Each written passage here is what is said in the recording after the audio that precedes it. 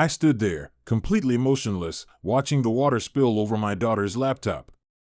The liquid cascaded down the sides, soaking into the keyboard and dripping down to the surface below. I couldn't believe what I was seeing. The sound of the water hitting the screen echoed in my ears, and I could feel my heart racing in my chest. My daughter, who had been so focused on her work just moments before, now looked up in sheer disbelief. Her eyes widened as she saw what had just happened, and her face drained of color. She didn't immediately react, but her lips trembled, and I could see the pain and confusion in her eyes. "Why?" she seemed to silently ask, as though trying to comprehend why anyone would do something so cruel. Karen, standing there with a smug expression on her face, seemed to be reveling in the chaos she had just caused. "She shouldn't be online," she repeated, as if those words were some kind of justification for her actions. She didn't even seem remorseful. If anything, she was satisfied, as though she had done something noble. I couldn't keep it together anymore. I rushed forward, grabbed the laptop, and pulled it away from the pool of water that was steadily spreading across the kitchen table. The water had already done its damage, the laptop was short-circuiting, and the screen flickered sporadically. The worst part? This wasn't just a piece of technology for my daughter, this was her lifeline. "What's wrong with you?" I demanded, my voice shaking with anger. I was no longer trying to contain my emotions. "You just ruined something so important to her." Karen didn't flinch. Instead, she crossed her arms over her chest, looking at me with a combination of superiority and disdain. "She spends too much time on that thing," she said, her tone dismissive. "It's unhealthy. Kids today are just glued to screens all the time. She shouldn't be online, it's bad for her." I was at a loss for words. I had heard the phrase "kids today" thrown around before, but never like this, never with such condemnation. The audacity of this woman, who had no idea what my daughter's life was like, to make such a judgment was beyond comprehension. She didn't know how hard my daughter worked just to feel like a normal person in the world.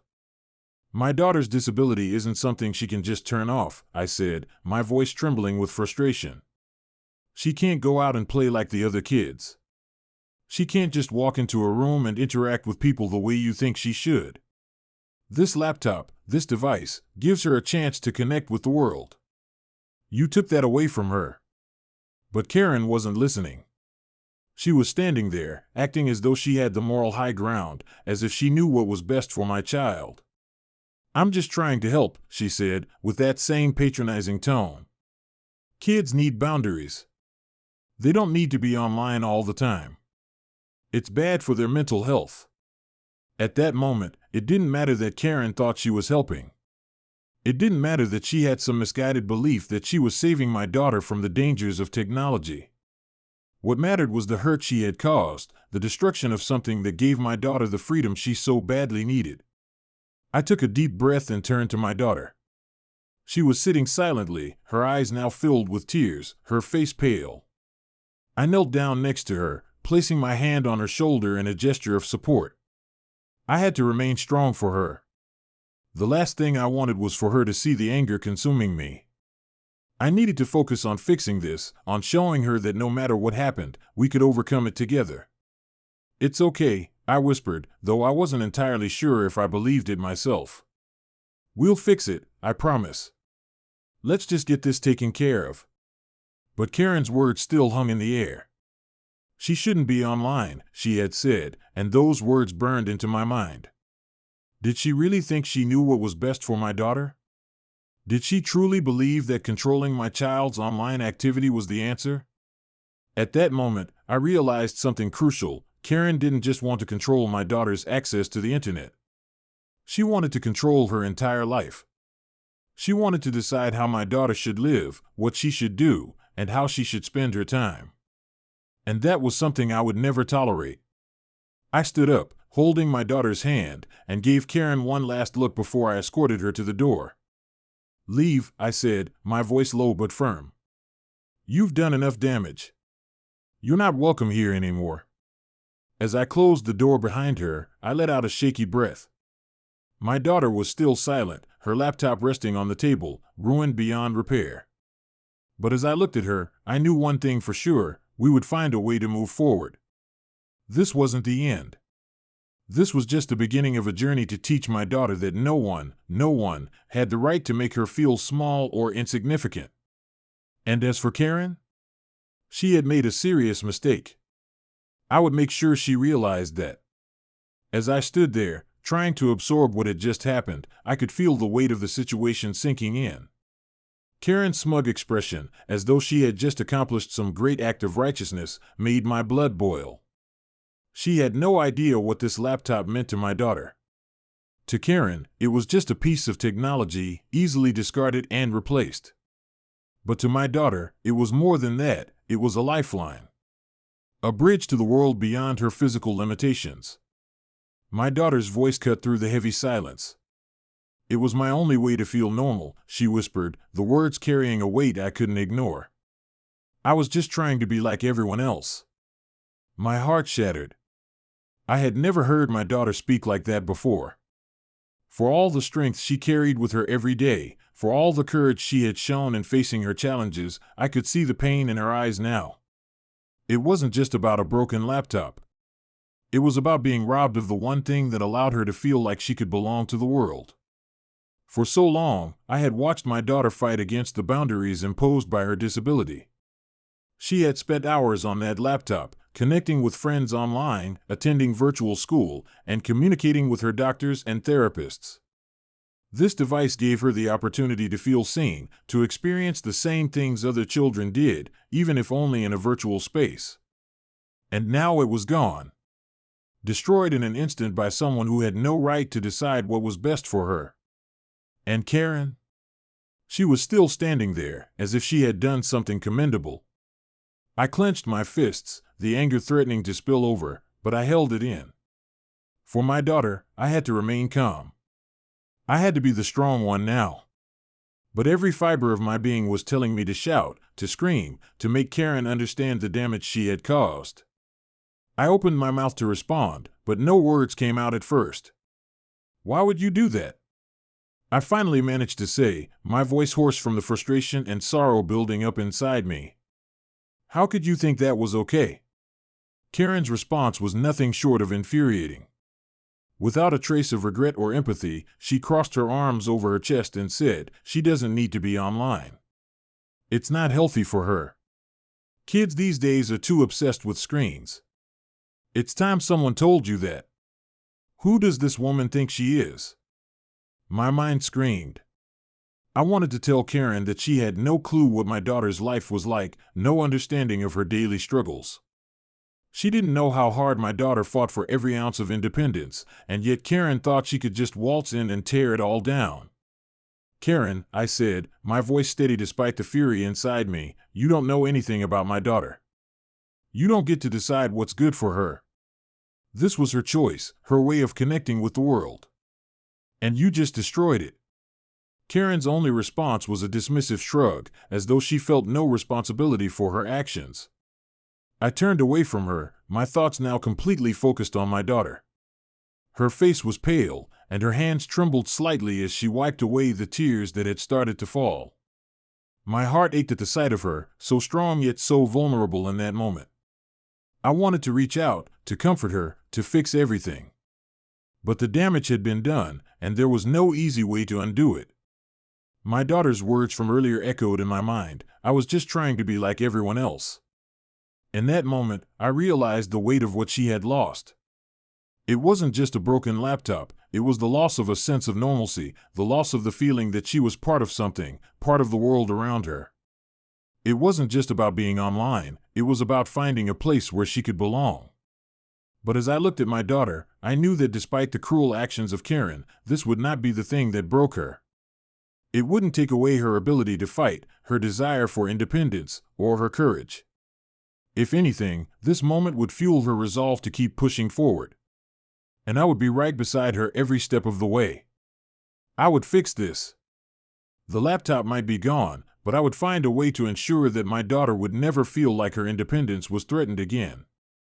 Whether it was replacing the laptop or finding other ways for her to connect with the world, I wasn't going to let Karen, or anyone else, stand in her way.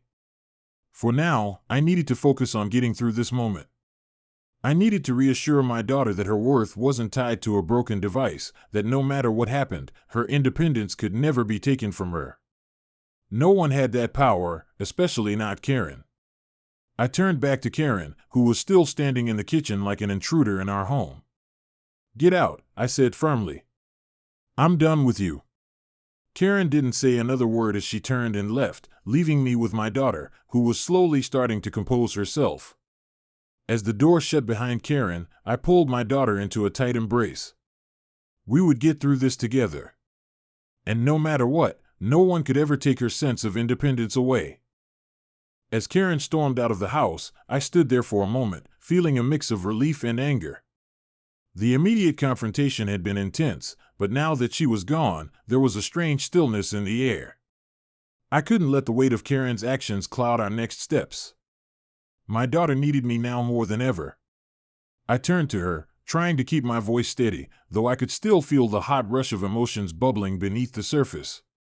"We're going to fix this, okay?" I said softly, hoping to reassure her that this setback wouldn't define her. My daughter looked up at me, her face still pale, but there was a flicker of strength in her eyes. She nodded, her lips forming a small, brave smile.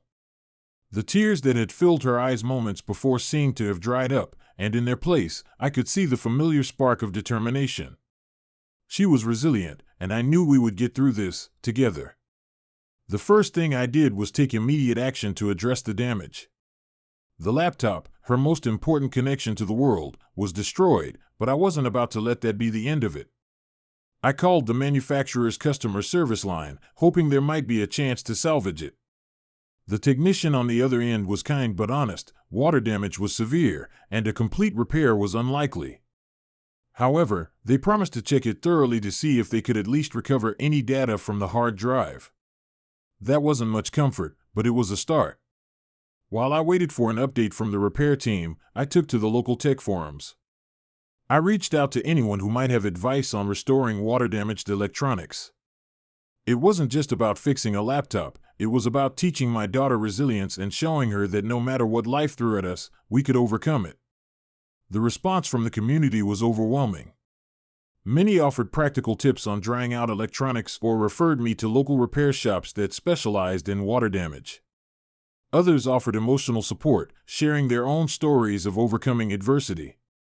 Some even offered to help fund a replacement laptop for her. It wasn't just about the laptop. It was about my daughter seeing how much she was supported, how people who didn't even know her cared about her. The outpouring of support was heartwarming and reminded me that there was goodness in the world, even when faced with people like Karen. Meanwhile, I made sure to take steps to address Karen's behavior. The HOA board was my next call. I had already decided that I wasn't going to let Karen's actions go unnoticed or unpunished. I gathered statements from neighbors who had witnessed the incident and made it clear that this behavior was unacceptable.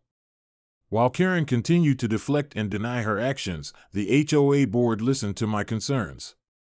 They issued a formal reprimand and placed Karen on a probationary period for her conduct. It wasn't much, but it was a step in the right direction.